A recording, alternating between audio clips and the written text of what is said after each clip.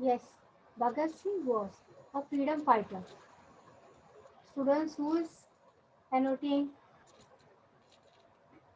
yes, Bhagat Singh was a freedom fighter. He fought for the freedom of country. He killed many Britishers. So he was hanged to death. Hanged to death means he was given phansi. In Hindi we say. So today we are going to study about a freedom fighter, Bhagat Singh. See, we are studying about the great peoples from different fields. Yes, Chandragupta II, Sri Tyagaraja, Aryabhatta, he was a mathematician. Tyagaraja was a saint. Chandragupta was a king. Now today we are going to study about a martyr, Deshbhakt, a freedom fighter. Bhagat Singh was born in September 28, 1907, in the village Banga, Lyalpur district, present day Pakistan. So present day it is in the Pakistan. Earlier you all know that before independence, Pakistan was part of India. It was not a separate country. So Bhagat Singh grew up in a patriotic atmosphere, as his father and uncle were great freedom fighters. Students, here you can underline his date of birth, the village where he was born, okay, in your book. And he was a patriotic atmosphere. Why he was born? Because his father and uncle were patriotic. They were fighting for the freedom of country. During Bhagat Singh's childhood, the freedom struggle was at peak. At peak means it was the time was of freedom movement only. Everywhere, people wanted to get free from the British clutches. The massacre at Jallianwala Bagh on April 13, 1990, drove him to go to Amritsar. He was just 12 years old at that time. Yes. Students, you all know about the Jallianwala Bagh massacre. It is an incident which took place in a Punjab, Amritsar. There is a Bagh. Bagh means garden. Jallianwala Bagh is a garden in Amritsar where all Indians gathered to discuss about the freedom movement. And this was not appreciated by the British government because at that time British were ruling. They did not allow any Indian people to gather more than two persons. And here thousands of people gathered at Jallianwala Bagh. So General Dyer ordered to shoot them. All the people who were gathered in the Bagh and all the people were killed in this Jallianwala Bagh incident. Means there was a well. People jumped in the well to save their life. But what happened? Everyone was jumping. So everyone was killed. There were children, women, elderly people, young people. All people were killed. Not a single person was left alive. Dear students, so this was the massacre of Jallianwala Bagh. And by saying this, Bhagat Singh got much depressed. Then he took that he will fight for the freedom of country. And at this time, he was only just 12 years of old. And this incident took place on April 13 in 1919. He was just 12 years at the time. Bhagat Singh, along with the help of Chandrasekhar Azad, formed an Hindustan Socialist Republic army. So Bhagat Singh formed his own army to fight against the British people. In February 1928, the Simon Commission visited India. See, India was under the British rule, but that rule was from the England. So Simon Commission came to India. It was a commission in which it was there कि no more than two people of India would gather anywhere. If they are gathering, they would be arrested. So this was the Simon Commission. And Indian freedom fighters started an agitation called Simon Go Back. Agitation means movement. Organization start they started an organization It was it was in the agitation that during this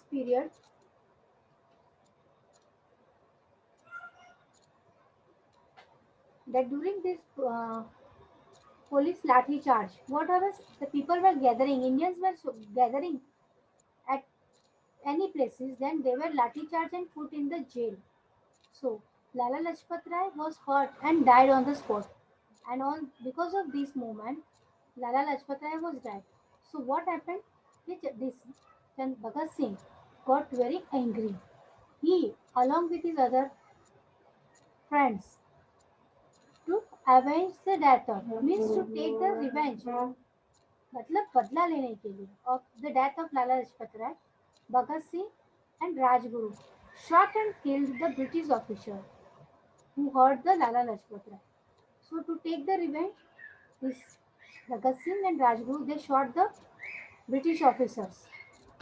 By this, British got very much angry, and in April 1929, when the Central Legislative Assembly met in Delhi, Bhagat Singh Patukeshwar Datta threw a bomb on the Legislative Assembly. Now, he was complete a revolutionist. Revolutionist means he wanted to just take the revenge from the British. So what he did, he threw a bomb on the Legislative Assembly, where these British officers were discussing and having their meetings. And these British saw that Bhagat Singh and this they have thrown the bomb. So Bhagat Singh was arrested and put in the jail. Now, later, Bhagat Singh, Sukhdev and Rajguru were hanged on 23rd March. Here, they too, and they were hanged in 1931. Dear students, so 23rd March 1931, these two they were given the Phansi 3, Bhagat Singh, Sukhdev and Rajguru. So Bhagat Singh, Sukhdev and Rajguru they were killed. Hanged to death means they were given the Phansi. Thus Bhagat Singh became the Shahid Bhagat Singh or the martyr at the young age of 24. Martyr means person who gives life, his life for the country, that is called martyr. Clear students? So at what age Bhagat Singh was martyr? At the age of 24, very young age only he was died, students. So this was about our great freedom fighter Bhagat Singh. Now we move towards our renowned, well-known scientist, that is Dr. Sri C.V. Raman, an eminent scientist. See, we have studied freedom fighter.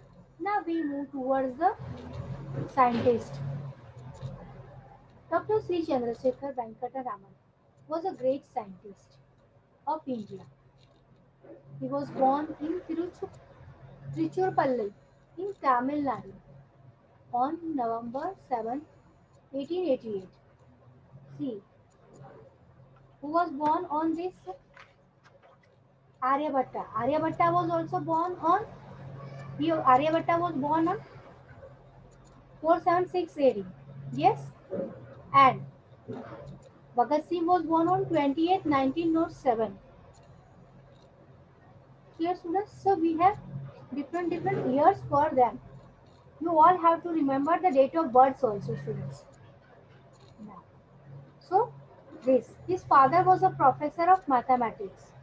C.V. Raman's father was a mathematician professor. Professor means a person who teaches in the college. Okay, a person who teaches in the school is called a teacher, and the person who teaches in the college is called professor. So, Sri C.V. Raman was born on 7th November 1888. Now, Raman was good in studies from his early childhood. He finished his secondary school education and entered AVN College. Later, he joined the Presidency College in Madras. And after completing his school education, He joined the Presidency College in Madras. Now, in 1907, he stood first and received his MA degree. Now, after that, completing his MA degree, he went in civil services. So, first job, C.V. Raman's first job was with the Indian Civil Services. Students, Indian Civil Services is the highest services in India. It gives the post of collector, IPS officers. Okay, you get CBIs, all central government posts from Indian Civil Services, and he joined as an accountant in Calcutta, which is present day called Kolkata. Earlier, this Kolkata was called as Calcutta. Okay, and there's C.V. Raman. Did science experiment in his spare time, as he wanted to become a scientist. So what he was doing when he was free from his work job, he was performing science experiments. And in the year 1917, C.V. Raman became a professor of physics at Calcutta University. Yes. What he did? So in 1917, he became the professor. Means now he started teaching at the college level at Calcutta University. There he carried on with his research on optics and scattering of light. Now, here he was getting ample of time. So, he decided his research works. He started working on his research, finding about optics and scattering of light. Students, these are physics terms. You will study this physics when you will be in grade 8, 9, 10. Okay, senior classes, you study physics. These all are parts of the science subject only. In 1929, C.V. Raman was made a knight. Knight means he was given a honorary title. A title दिया गया था knight. At that time, it was given a knight title. Dr. C.V. Raman got the Nobel Prize in 1930, and he was awarded a Nobel Prize also in 1930 for his discovery of scattering light called the Raman effect. Yes, students. So he was awarded the Nobel Prize also in 1930. See, in 1929, C.V. Raman was made a Knight honorary title he was given. Then, in 1930, again next year, he was given the Nobel Prize for his discovery of scattering of light. Scattering means how lights are spread, and the Raman effect. Raman effect, after his name only, whatever he studied and experimented, he gave his name itself. Now, Raman became the director of the Indian Institute of Science, and after that, in 1934, in 1930, he got the Nobel Prize, and in 1934, he became the director of the Indian Institute of Sciences at Bangalore. Okay, presently it is called Bangalore, and at that time it was called as Bangalore only. And in 1947, post independence, means India was independent.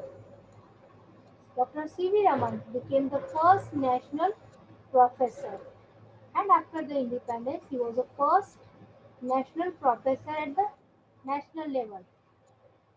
After the retirement from the Indian Institute of Sciences in 1948, he established the Raman Research Institute in Bangalore. Yes. Then he opened his own research institute where not he only but other participants or who are interested in doing research work can do the researches. Sir C.V. Raman inspired budding scientists. Budding means newcomers scientists, and in 1954, India honored him with the Bharat Ratna Award, highest civilian award. And in 1954, he was awarded with the highest Indian award, that is Bharat Ratna Award.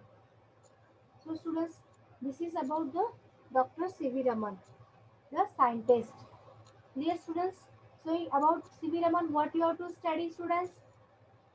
About his date of birth, where he was born, where he completed his graduation level. Then at what age he was first in the civil services. Then he became the professor of physics. He got the Knight title, honorary title in 1929. 1930 he was awarded the Nobel Prize. Nobel Prize, it is an international prize, students. This is given by the Sweden. Sweden country is awarding this Nobel Prize awards. And in 1934 he joined the Indian Civil Services Institutions. 1947 he became the Indian National Professor, and after his retirement he established his Raman Research Institute in Bangalore. And in 1954 he was awarded the Nobel Prize. Dear students, this is about the C.V. Raman. Now we move towards the last great personality, that is Bhartiya, a national poet. Subramaniam Bhartiya was a great Tamil poet. He also belonged to southern part of India, Tamil. Bhartiya was born on December 11, 1882 in Iyaputturam in Tamil Nadu. So, where he was born in Tamil Nadu, on which date? December 11, 1882. He was educated at a local school. Yes. At the time he got his education from the local school only. When he was 22 years old, he became a teacher in a school in Madurai. After completing his education, he became a teacher, Madurai. Later he worked in many newspapers and magazines. And later on, he joined the many newspaper agencies and magazines because he was a poet and he was writing poems and singing the poems. Bhartiar was a linguistic. Students, linguistic, you can underline this word, linguistic. Linguistic means knowing many languages. Here, linguistic means to know many languages. He could read and write many languages, including Bengali, Hindi, Sanskrit, and English. So, he could write many languages as Bengali, Hindi, Sanskrit, and English. He believed in one God, and he was believing that there is only one God. He sang of Hindu gods, wrote songs of Jesus Christ and Allah. So he was secularist also. Secularist. Secularist means to worship all the religions equally. He sang for Hindu gods also. Then he wrote songs for the Jesus Christ, Christian gods also, and is Allah, Islamic religion. In 1912, Bhattacharya joined the freedom struggle movement, and he was a freedom fighter also. He was born at the post in pre-independence time, so he wrote fought for the freedom movement also. His famous poems, Viduthalai. Viduthalai was called for freedoms, India's freedom. So he wrote a famous poem about the freedom movement of India. In his poem Viduthalai, he is describing about the freedom movement which were going on during that time. Bhartiya died on 12 September 1921 at the young age of 39 years. And he died at the young age of 39 years. Dear students, so this is about the great personalities.